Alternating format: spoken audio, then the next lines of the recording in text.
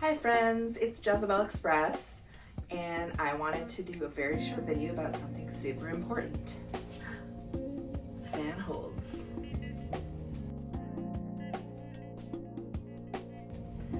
So there are a few different ways to hold fans that a lot of professional performers use, but I thought that I would start with what I see a lot and what some of the difficulties are with it. So a thing I see a lot with new performers is that they hold the fan kind of in the middle in like a clammy grip. So they'll take a fan like this. These are acrylic fans and I'm using them. They're not the fanciest fans I have, but you can see what's happening on the other side of them, and they're a lot like the student fans you would see someone have. So they'll hold it like this. They'll just go, I'm holding it within an inch of my life. I'm holding it as hard as I can.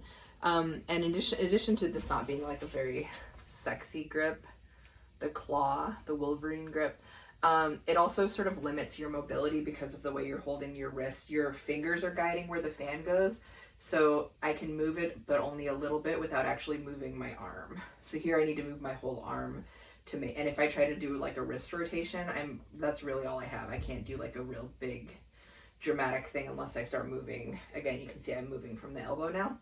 So this and it also usually hurts your hands, and it's not great for keeping the fan open. Here's what we're gonna do instead. One of the two grips that I think are the best.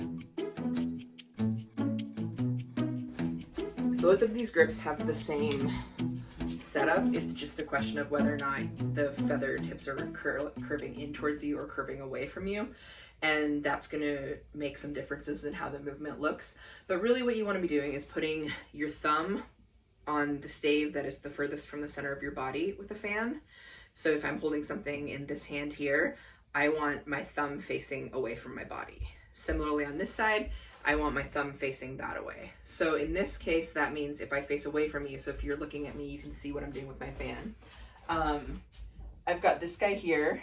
This is the center of my body, and I want my thumb facing away from it. So my thumb guy is right there on the outside stave. Where I want my pinky to be is on the second or first stave out here. Most people think that that's not possible. It's usually just a matter of your hand not being very strong or very flexible yet, but you do usually want them on the outside staves because that's what will keep your fan open. So if you look at the other side of it, that's what I have happening. Pinky's here on the outside, and on the inside, again on the opposite side of the fan, my thumb is right there. I'm actually not using these three middle fingers. I don't usually use them because I like to have them to accent. Or to be able to drop the fan and then pick it back up and catch it. If you're starting out and you don't have very strong hands, you're probably going to want to hold your fingers there, but you want to try to do it in a way that's sort of neat and low profile. So again, you can be here, ta-da! This is the hold I use the most. And I'm going to do the same thing on the other side, right? So I've got this one, thumbs facing away from the middle of my body, pinkies on the inside ones. Same thing right here. I'm going to have my thumb facing away from my body, my pinkies on the inside one.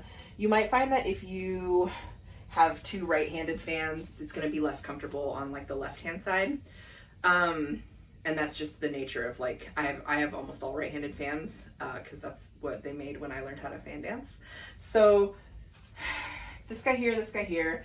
A nice thing about this is that because your hand is in a really open position, you can adjust it and get back to that position really easily. So when I start doing something here like oh, if I put these over my head, let's see if I can even back up enough to do it.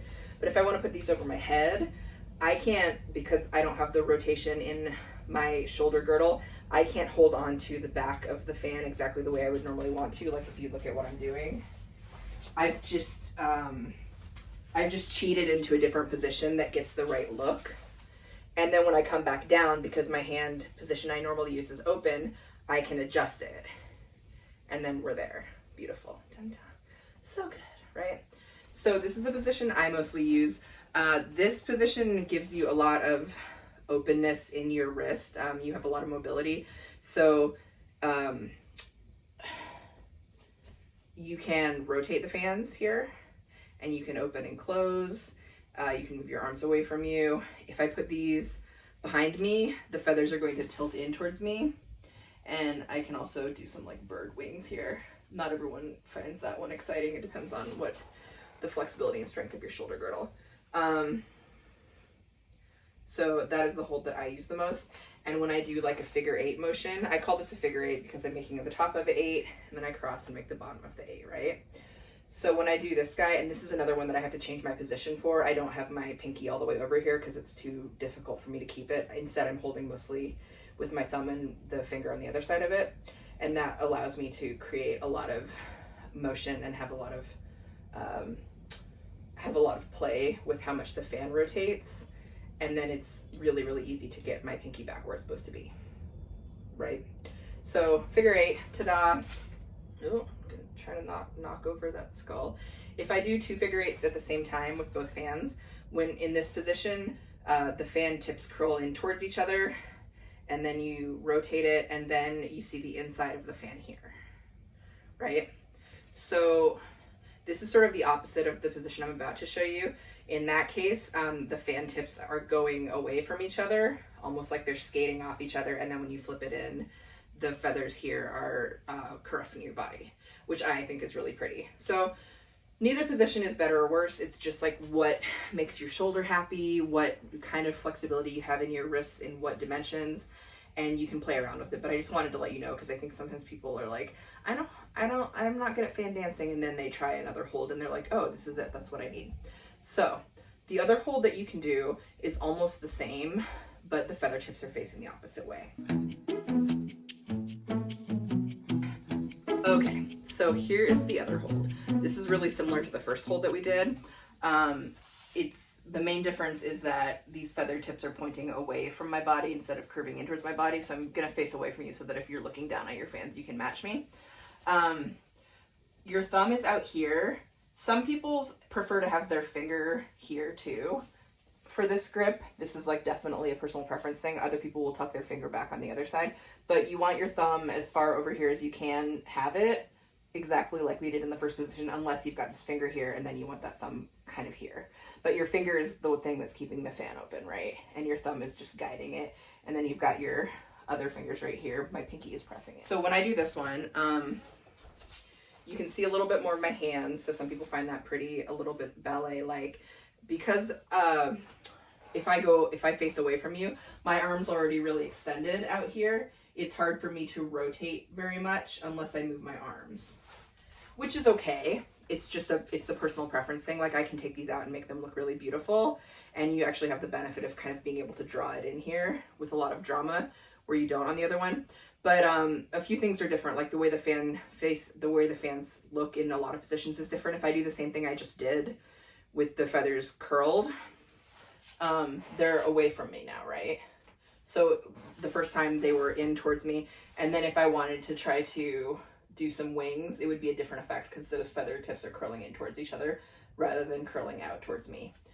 So that's a bit of a different look. Similarly, if I put these guys up here, I gotta bend down.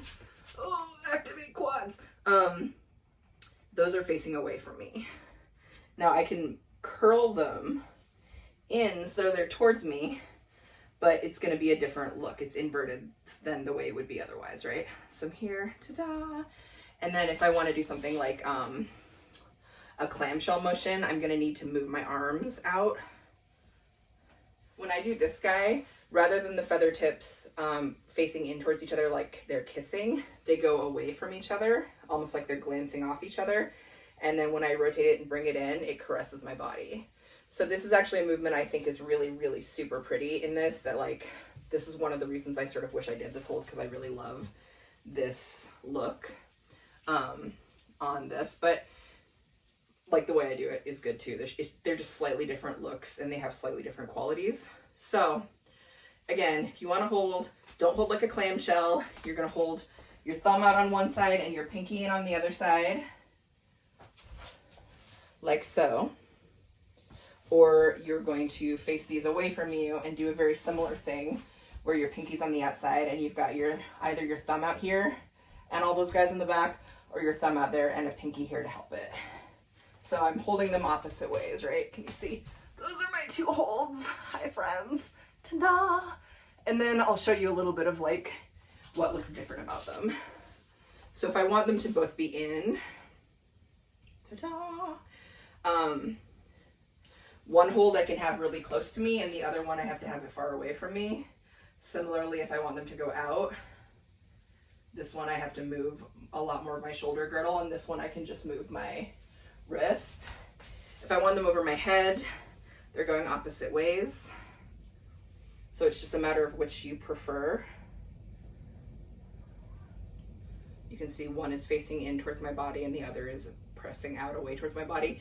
That's all just going to be in your hold, and it will depend a lot on what you find easy. And then if I put them behind me, same thing. This one is facing in, this one is facing away, and that's just the hold that I'm doing. And over my head, same stitch, right? One facing in, one facing out. So not that I recommend doing one of each as a hold, but when you think about that, try one way and see what feels like it makes the most sense with your shoulder girdle. Because again, when you fan dance, you're moving your shoulder girdle, your elbow, your wrist, your fingers, and some of the muscles in your upper back. So what's comfortable to you for hold is going to depend a lot on what flexibility you have, what works really well, what muscles are strong, and what kind of shapes you want to make and how you want them to look. So that's it. I hope that was helpful to you, and I'll be back with other fan videos. So let me know, I guess, in the comments what you are interested in hearing about, what you want to know. Don't forget to subscribe. Ding, hit that thing. And that's it. It's fan dancing, and I will see all of you very soon. Bye.